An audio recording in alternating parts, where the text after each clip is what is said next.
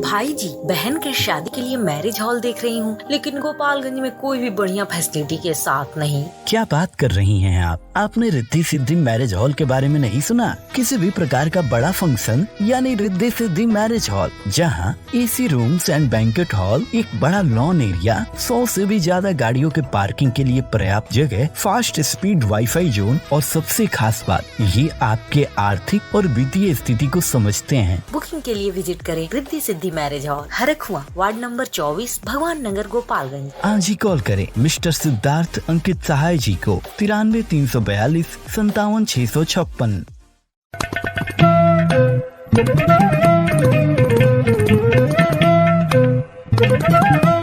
नमस्कार, रेडियो रिमझिम से प्रस्तुत है स्थानीय हालचाल। पहले मुख्य हालचाल।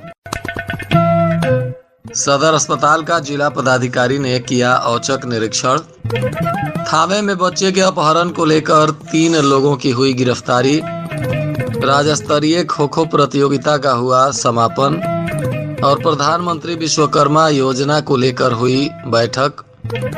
विधिक सेवा प्राधिकार के द्वारा जागरूकता कार्यक्रम का हुआ आयोजन।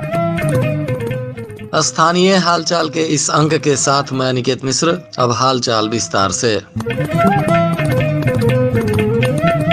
गोपालगंज के सदर अस्पताल में जिला पदाधिकारी प्रशांत कुमार सीएच ने आज औचक निरीक्षण किया। इस दौरान उन्होंने इमरजेंसी वार्ड, ओपीडी, प्रसूति वार्ड और आईसीयू तथा पीकू वार्ड का निरीक्षण कर बेहतर सेवा उपलब्ध कराने के लिए वहां तैनात कर्मियों और पदाधिकारियों को आवश्यक दिशा निर्देश दिया। इस दौरान स्वास्थ्य विभाग के तमाम पदाधिकारी भी मौजूद रहे। जिला पदाधिकारी ने कहा कि उनको शिकायत मिली थी कि निजी अस्पतालों में मरीजों को यहां से रेफर किया जाता है, जिसको लेकर वे गंभीरता से जांच पड़ताल कर कर्मियों को निर्देश दिए हैं। उन्होंने कहा कि यहां बेहतर सुविधा उपलब्ध कराया जाएगा ताकि यहां से किसी को निजी अस्पताल में नहीं जाना पड़े। इसके अलावा उन्होंने कहा कि अगर आगे शिकायत मिलेगी तो दोषी कर्मियों पर जांच पड़ताल करके कानूनी कार्रवाई की जाएगी। उन्होंने कहा कि अब आए दिन अस्पताल इत्यादि का निरीक्षण किया जाता है ताकि गुणवत्तापूर्ण स्वास्थ्य सुविधा जनता को उपलब्ध कराया जा सके। इसी कड़ी में यह निरीक्षण भी किया गया।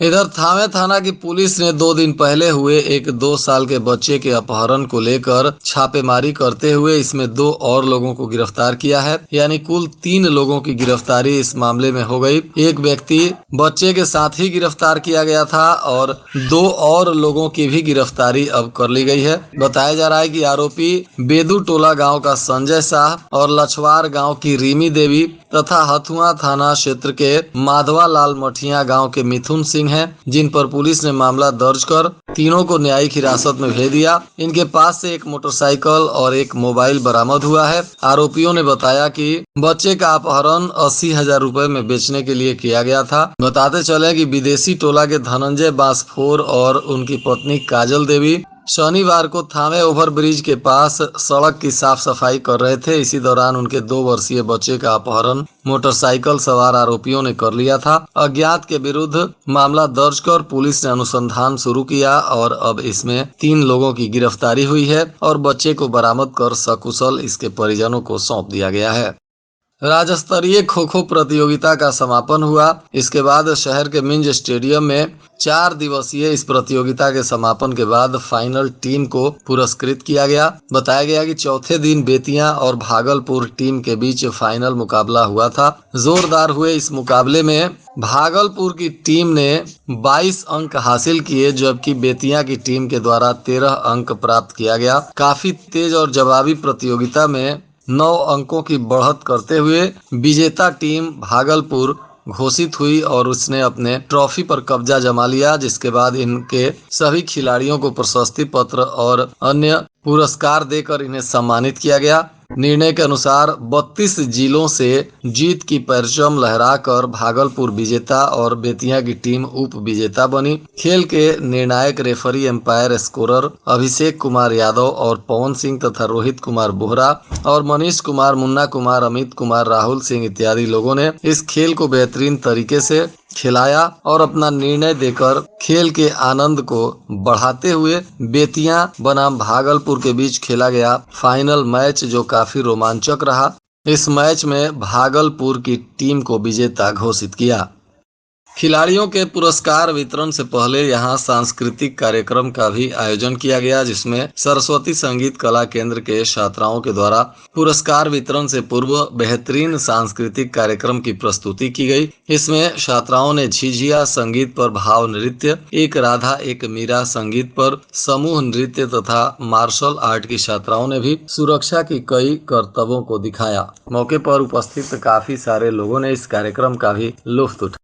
जिला पदाधिकारी प्रशांत कुमार सीएच की अध्यक्षता में उप विकास आयुक्त कुमार निशांत विवेक सहित तमाम पदाधिकारियों ने प्रधानमंत्री विश्वकर्मा योजना को लेकर बैठक की, जिसमें स्टेज 2 स्तर पर प्राप्त आवेदनों का भौतिक सत्यापन करते हुए इन्हें स्टेज 3 पर अनुशंसा के लिए कार्यान्वयन समिति को भेजा गया। जिला पदाधिकारी ने सभी कार्यान्वयन समिति के सदस्यों के परिचय प्राप्त करते हुए उनके निर्देश पर महाप्रबंधक जिला उद्योग केंद्र गोपालगंज आयुष कुमार के द्वारा योजना के बारे में विस्तृत जानकारी देते हुए बताया गया कि प्रधानमंत्री विश्वकर्मा योजना पारंपरिक रूप से टूल औजार से कार्य करने वाले कारीगरों शिल्पकारों के लिए विश्वकर्मा पूजा के अवसर पर 17 सितंबर को 2023 में इसकी घोषणा की गई थी। इस योजना के तहत 18 पारंपरिक व्यापारों को विश्वकर्मा योजना के अंतर्गत शामिल किया गया, जिसमें बढ़ई, नाव बनाने वाले, कवचधारी, लोहार, हथौड़ा और टूल किट निर्माता, ताला बनाने वाले, सुनार, कुम्हार, मूर्तिकार, पत्थर तोड़ने वाले, मोची, जूता कारीगर, राजमिस्त्री, टोकरी, चटाई, झाड़ू निर्माण करने वाले,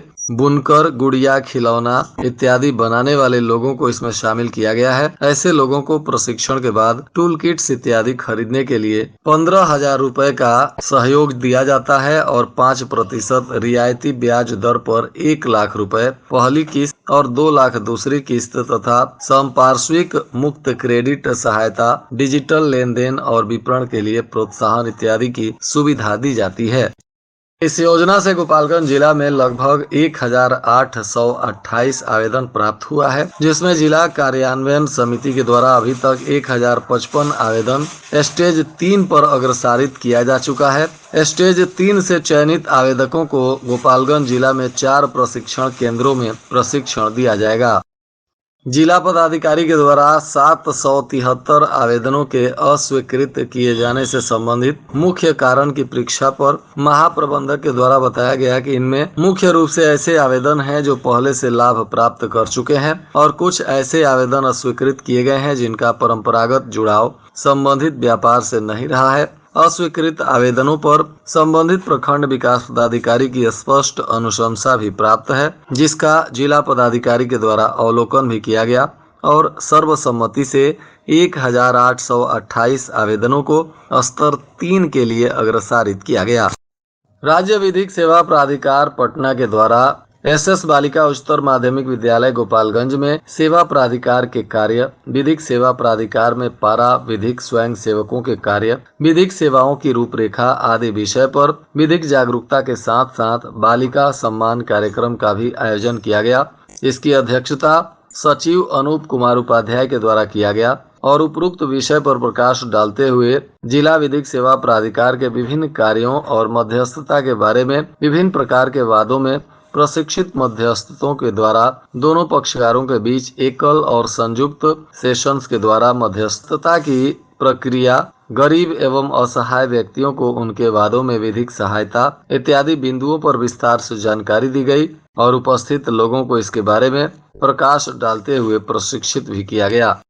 इसके अलावा 11 अक्टूबर को अवकाश होने के कारण गर्ल चाइल्ड डे का कार्यक्रम इसी कार्यक्रम के साथ किया गया, जिसमें उत्कृष्ट कार्य करने वाली बालिकाओं के सम्मान को लेकर आयोजन किया गया था। इसमें विभिन्न क्षेत्रों खेल, शिक्षा, चिकित्सा, संगीत आदि के क्षेत्र में विशिष्ट कार्य करने वाली बालिकाओं को सचिव जिला विधिक सेवा प्राधिकार अनूप कुमार उपाध्याय के द्वारा प्रमाण पत्र देकर सम्मानित किया गया। कार्यक्रम में सम्मानित बालिकाओं में लक्ष्मी कुमारी, अनुष्का कुमारी, पूनम कुमारी, सलोनी कुमारी, खुशी कुमारी इत्यादि बच्चियां शामिल हुईं।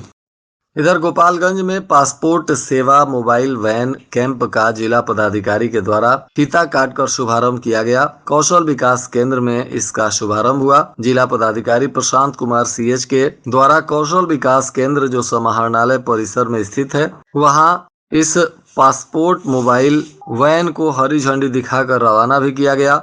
बिहार में क्षेत्रीय पासपोर्ट कार्यालय पटना के द्वारा पासपोर्ट आवेदकों की सुविधा के लिए 23 से 25 अक्टूबर तक गोपालगंज में पासपोर्ट सेवा कैंप का आयोजन किया जा रहा है, जिसमें विदेश मंत्रालय, भारत सरकार, क्षेत्रीय पासपोर्ट कार्यालय पटना और जिला प्रशासन के संयुक्त तत्वाधान में इसका शुभारंभ किया गया है। इस परियोजना का उद्देश्य आवेदकों को पासपोर्ट आवेदन जमा करने संबंधित सुविधा उनके निवास स्थान के नजदीक उपलब्ध कराना है। इसी परियोजना को आगे बढ़ाते हुए विदेश मंत्रालय, भारत सरकार के द्वारा 26 जनवरी 2024 को अत्याधुनिक सुविधा युक्त वातानुकूलित पासपोर्ट मोबाइल वैन क्षेत्रीय पासपोर्ट कार्यालय पटना से उपलब्ध कराया गया है। इस कैंप के लिए प्रतिदिन 50 अपॉइंटमेंट स्लॉट जारी किए जाएंगे। ऑनलाइन रजिस्ट्रेशन तथा अधिक जानकारी के लिए वेबसाइट पर भी जाकर इसकी जानकारी प्राप्त कर सकते हैं। आवेदकों को ऑनलाइन आवेदन भरकर निर्धारित शुल्क जमा कर पासपोर्ट सेवा मोबाइल वैन कैंप के लिए अपॉइंटमेंट लेना होगा और इसके अनुसार नियत दिन और समय तथा स्थान पर आवश्यक कागजातों की मूल प्रति और इन सभी की स्व अभिप्रमाणित छाया प्रति लेकर उंगलियों के निशान और आवेदन तथा मूल प्रमाण पत्रों की जांच हेतु सशरीर उपस्थित होना होगा। सिधवलिया थाना की पुलिस ने चोरी की मोटरसाइकिल के साथ एक आरोपी को गिरफ्तार कर लिया। बताया जा रहा है कि गिरफ्तार आरोपी को पूछताछ के बाद न्यायिक हिरासत में भेज दिया गया। यह आरोपी विशाल कुमार है, जो उत्तर प्रदेश के फर्रुखाबाद जिला का रहने वाला है और इसी क्षेत्र के देवापुर गांव का यह निवासी है। इसके पास से जो चोरी की मोटरसाइकिल मिली है, उसको लेकर अब पुलिस गहराई से अनुसंधान कर रही है कि आखिर यह गाड़ी कहां से और कैसे तथा किसकी चोरी की गई है। इन सभी बिंदुओं पर अब पुलिस जांच पड़ताल कर रही है और गिरफ्तार आरोपी से भी पूछताछ की गई है। और आज के मौसम का तापमान गोपालगंज में न्यूनतम 24 डिग्री सेल्सियस और अधिकतम 35 डिग्री सेल्सियस रहने की संभावना है। अंत में मुख्य हालचाल एक बार फिर। सदर अस्पताल का जिला पदाधिकारी ने किया औचक निरीक्षण। थावे में बच्चे के अपहरण को लेकर 3 लोगों की हुई गिरफ्तारी। राज्य स्तरीय खो खो प्रतियोगिता का हुआ समापन और प्रधानमंत्री विश्वकर्मा योजना को लेकर हुई बैठक। विधिक सेवा प्राधिकार के द्वारा जागरूकता कार्यक्रम का हुआ आयोजन। इसके साथ ही रेडियो रिमझिम से प्रसारित स्थानीय हालचाल का यह अंक समाप्त हुआ। नमस्कार।